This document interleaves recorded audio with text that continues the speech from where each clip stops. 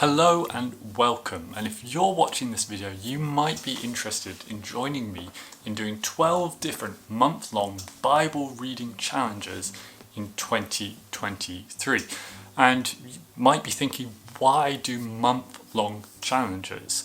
Well, I think this is a great alternative to the typical goal or resolution of reading the whole Bible in a year. Not that that's a terrible ambition, but I think it sets itself up for failure.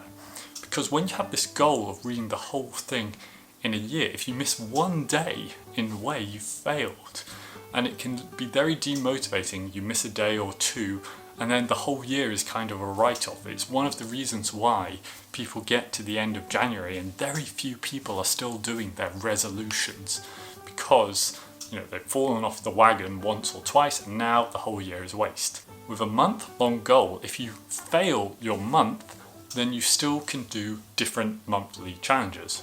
Also, having different monthly challenges allows us to try out some different things, have some variation, do some experiments, and see what they're like. And I hope you'll see by the end of this video that we will get through the whole Bible in a year as well if we do these 12 challenges.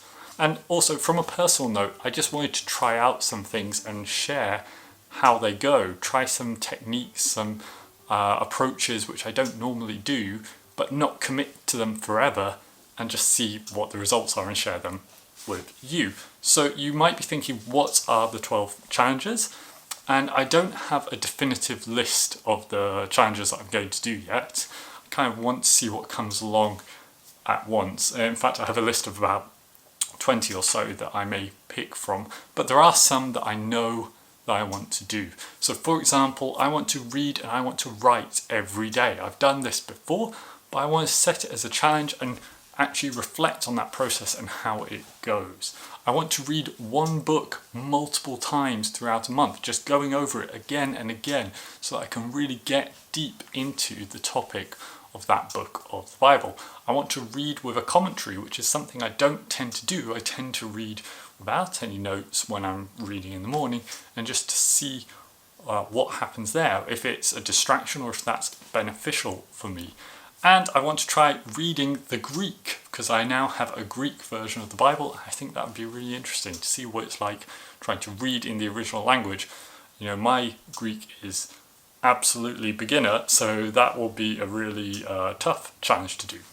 But I think perhaps the most interesting and the toughest challenge will be the very first one that I do, and that's this. I'm going to read the whole Bible in just 7 days. Yes. So feel free to follow along. I'm going to share videos explaining the challenge before I start one, and I'll share a video at the end of the challenge wrapping up what I learnt and what my experiences were.